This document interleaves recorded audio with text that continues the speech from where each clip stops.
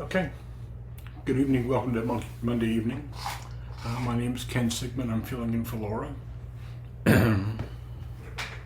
who will be back next week.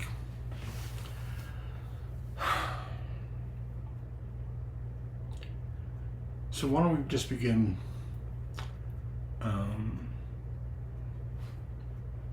with meditation.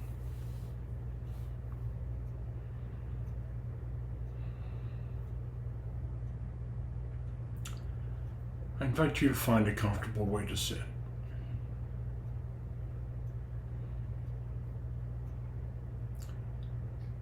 A posture in which you can be alert and relaxed at the same time.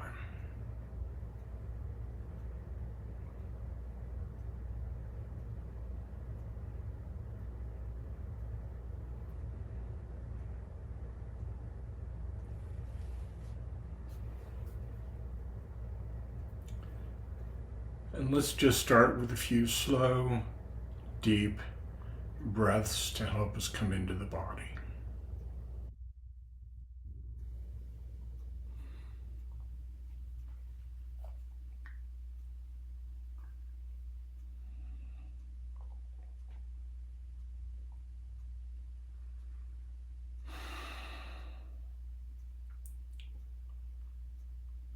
Long, slow, deep breath in.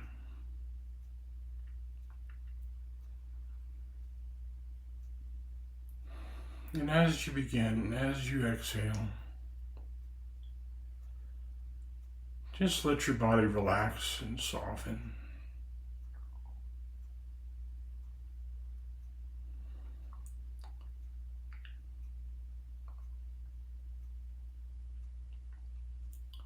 A few more long, slow, deep breaths.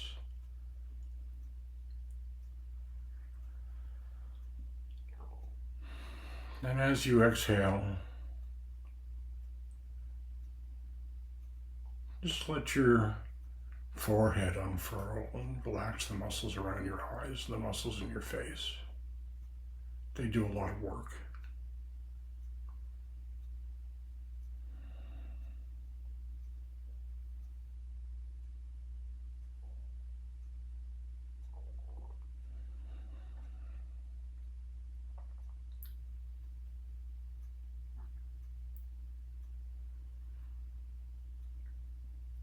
Long, slow, deep breath in. And as you exhale, just drop your shoulders to the degree that you can. Just let the tension drain out of your body as you exhale.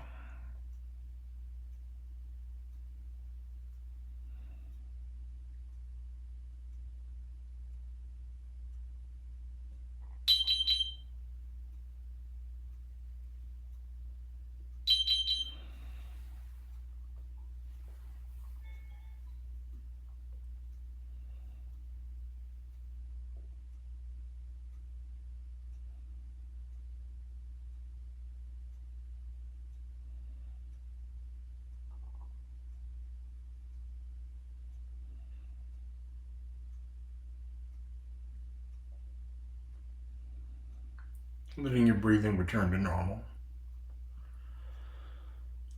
And continuing on the exhale, to soften your shoulders, relax your chest muscles, relax your back.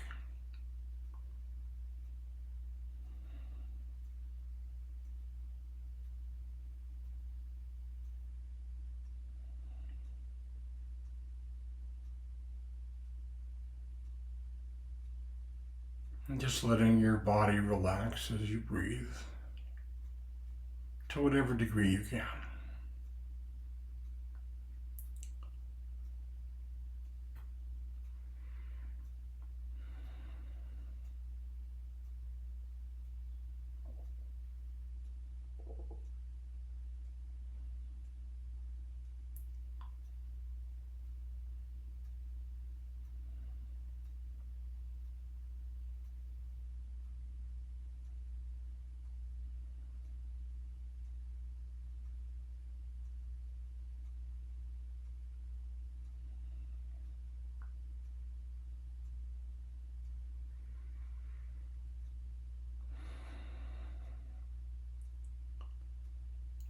And as you scan through your body, if you notice any areas of tension or holding or pressure,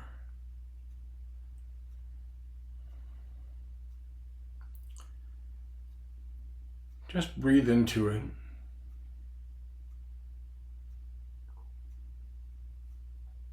Notice it. Make friends with it.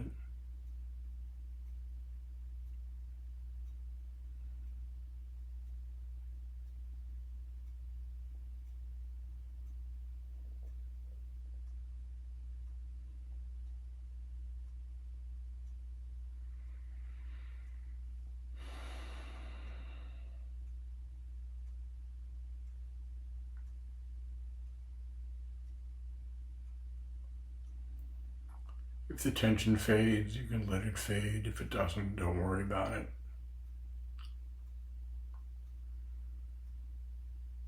Just being aware of the state of your body as you're breathing in and out.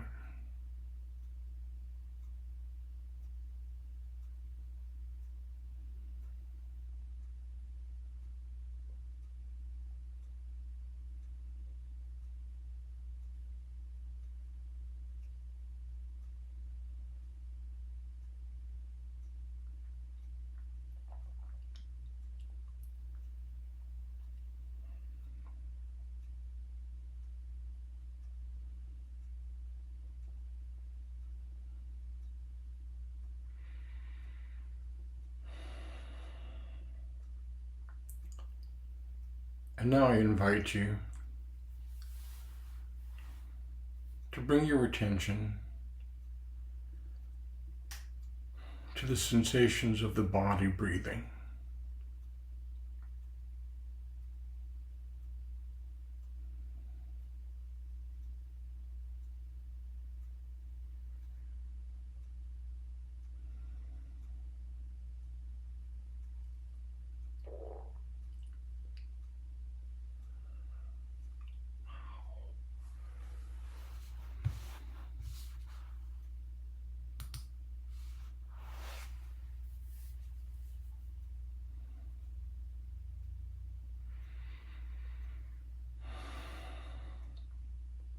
Just noticing as you breathe in, maybe your shoulders are rising, letting your belly expand, letting your chest expand.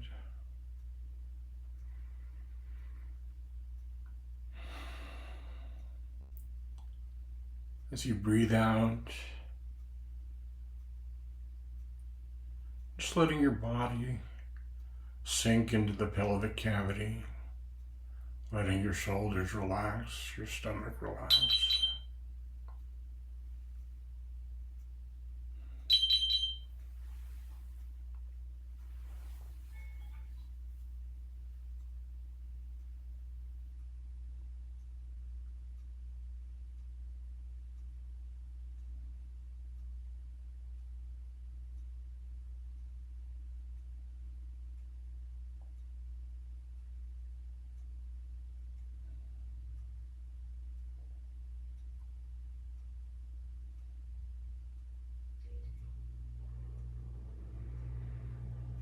And just let your attention, your focus rest on your breathing.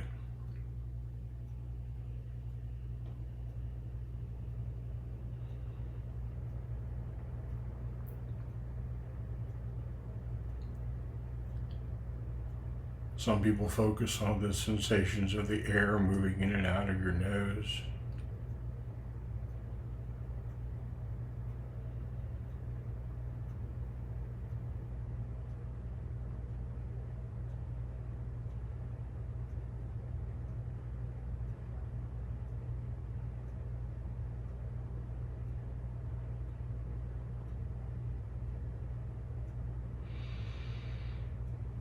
Some people focus on the sensations of the chest or the belly moving in and out.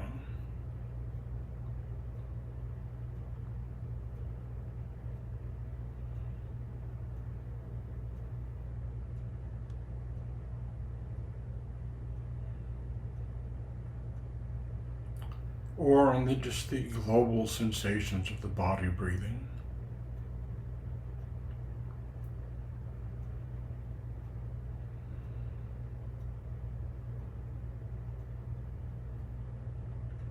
Not trying to do anything with the breath or control it, just accompanying it with your attention.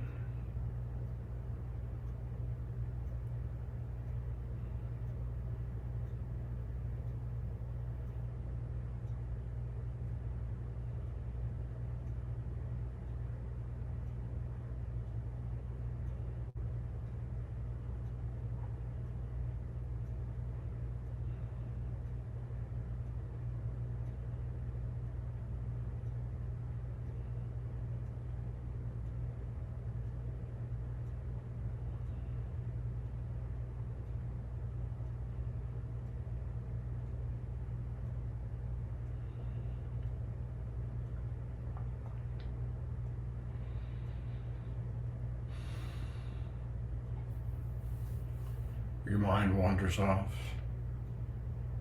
It's okay, it's supposed to do that.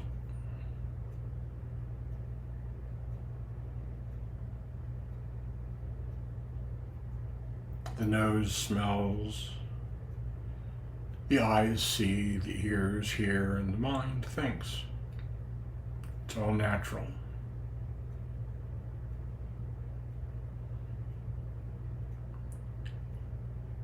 But when you notice, without judgment or rancor or frustration, just gently, firmly bring your attention back to the sensations of the body breathing. As often as you need to, as many times as you need to.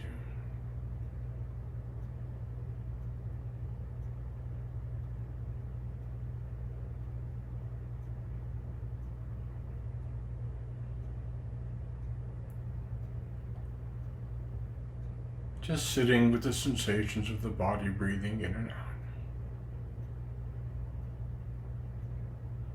Noticing when your mind has wandered off and bringing it back. It's all good.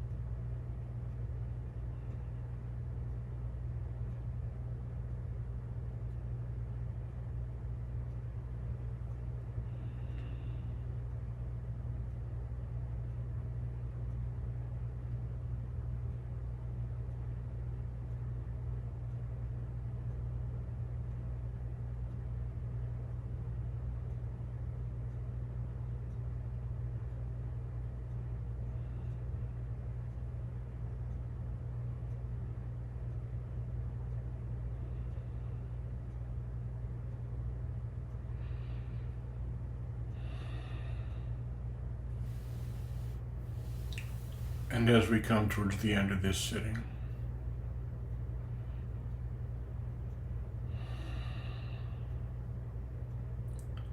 just sitting,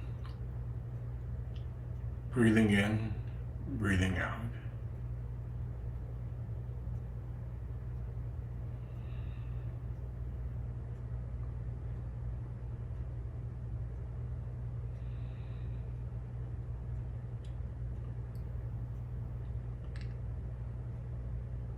And may it be that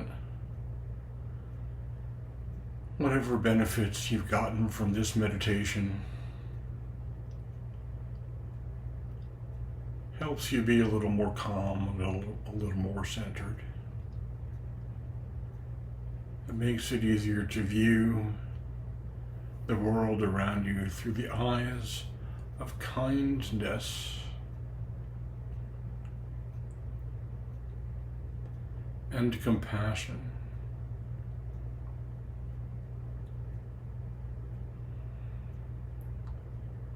And let kindness and compassion spread from the room where you're sitting to the home where you are, outside into the streets, into the town and beyond.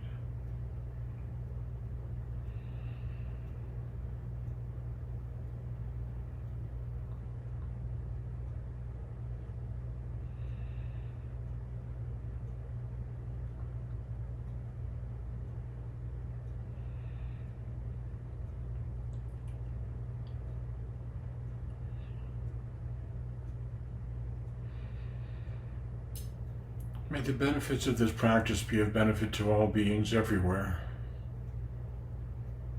May all beings be happy. May all beings be well. May all beings be safe. May all beings be at ease and at peace.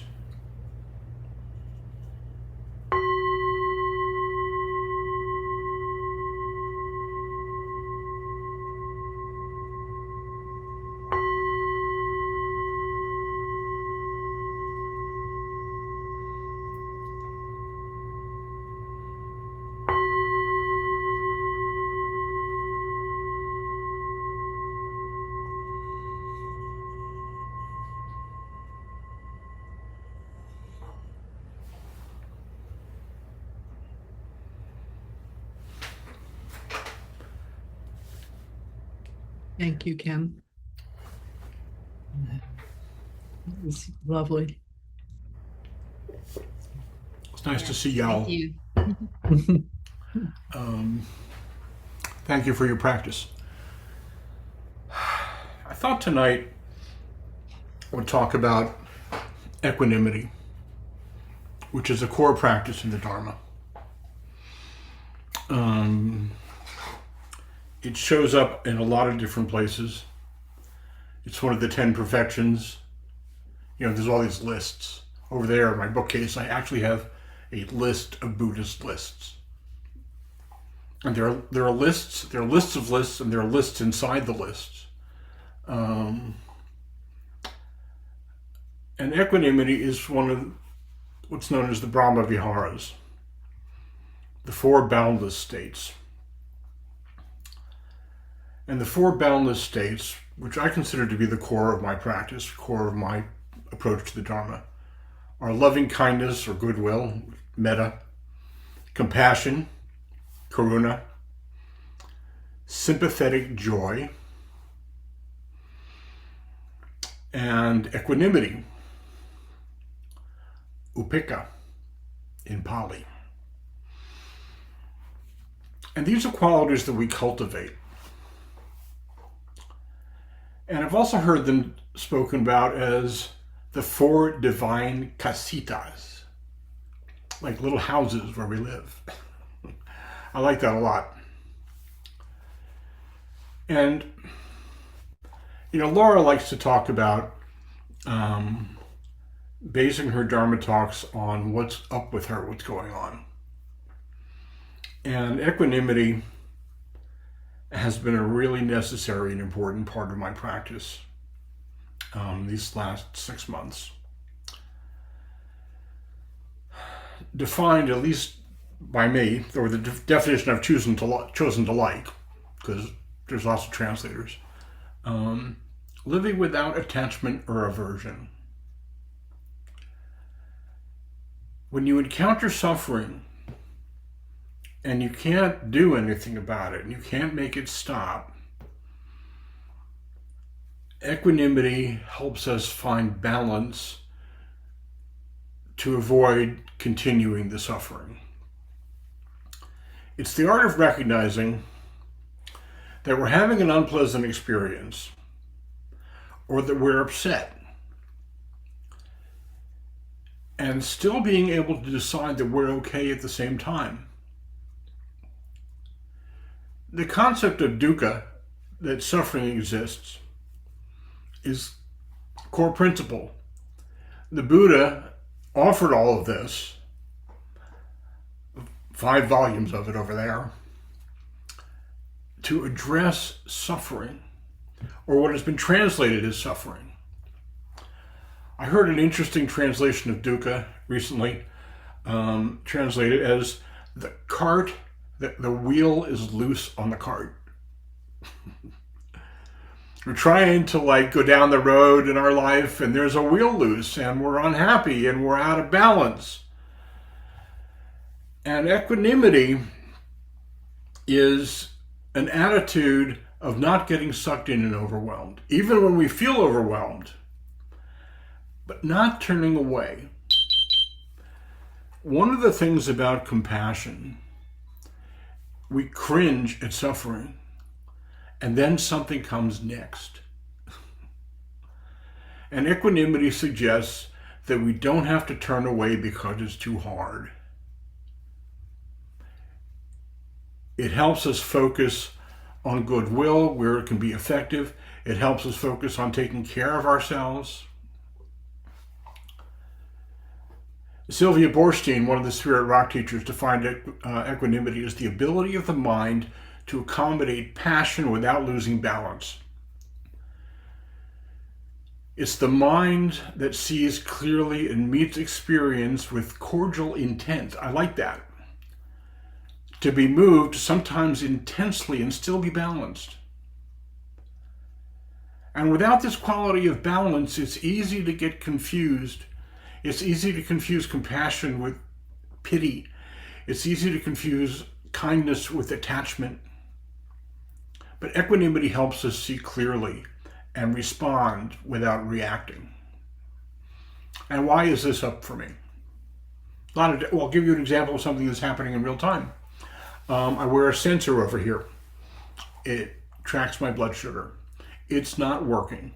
So every couple of minutes, and my phone Bluetooths to my hearing aids. So I'm at the gym and I'm rocking out and people think I'm having an episode. But every couple of minutes, the sensor is malfunctioning, and every couple of minutes while we're meditating, an alarm goes off and I hear it. 25 years in Silicon Valley taught me that sometimes this stuff works. And at first I was like, well, this is distracting. I can't have this. And then I remembered what I had chosen to talk about tonight. Just breathe into it. Just breathe into it. We don't have to be comfortable, and we can learn to be comfortable with being uncomfortable. As y'all know, I was in a pretty serious motorcycle accident just before Thanksgiving weekend and was essentially stuck in the house for 14 weeks, except to be driven around to various doctors. And 12 of those weeks were in a neck brace. And I really focused on my practice because I needed to keep reminding myself all the time, A, I wasn't killed in the accident. It's a good thing. I'm essentially okay. I'm just recovering from a serious injury. And to have to keep reminding myself that I am essentially okay is just hard right now. And there's a tendency in this culture to believe that when we don't feel okay, we are not okay. That when we're experiencing grief or pain or whatever that shouldn't be. So we tend to like ping pong back and forth between being attached to what we like and being averse to what we don't like. Stalking the wild pendulum, as one friend of mine calls it. But we don't have to do that. There's a Dharma teacher named Gina Sharp who, in a podcast, translated upeka as balance.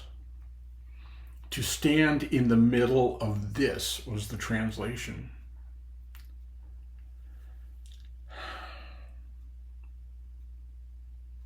Can I witness what's happening in America right now?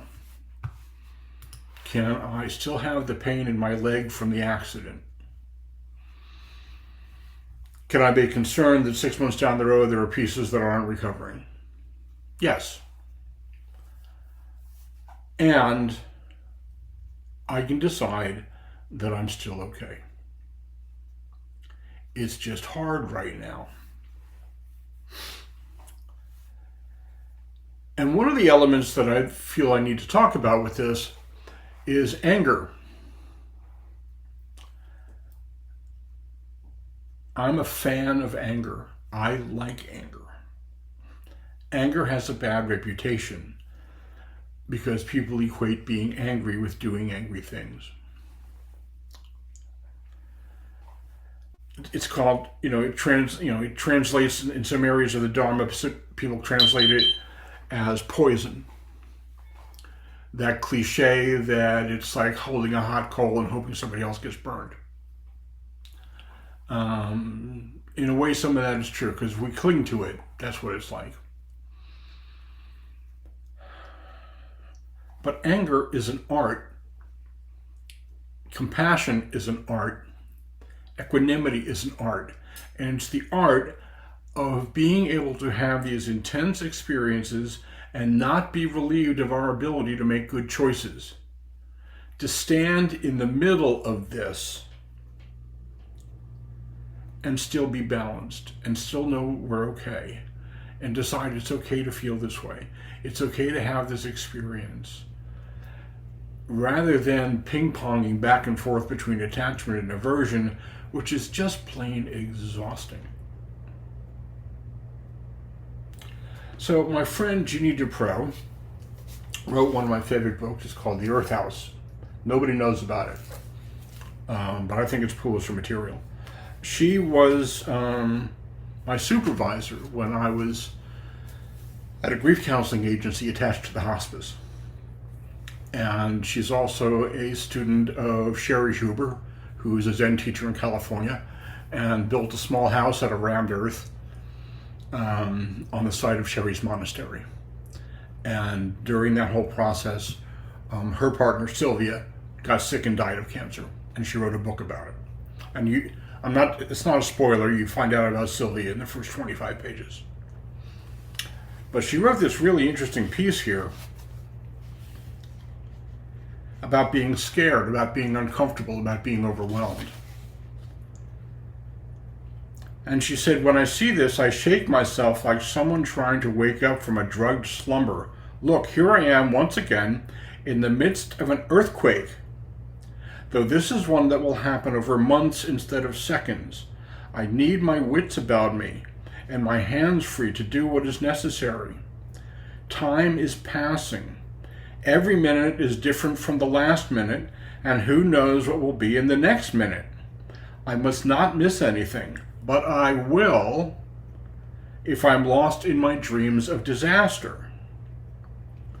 What I have called fear suddenly turns upside down and looks like a luxury I cannot afford.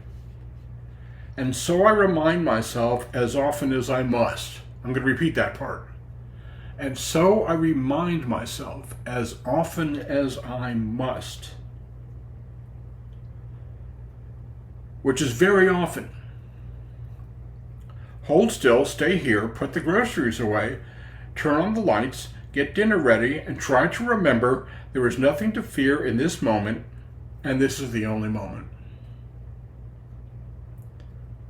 The thing about mindfulness, the thing about equanimity, the thing about the Brahma Viharas, and really the rest of the Dharma, is we have to remember it.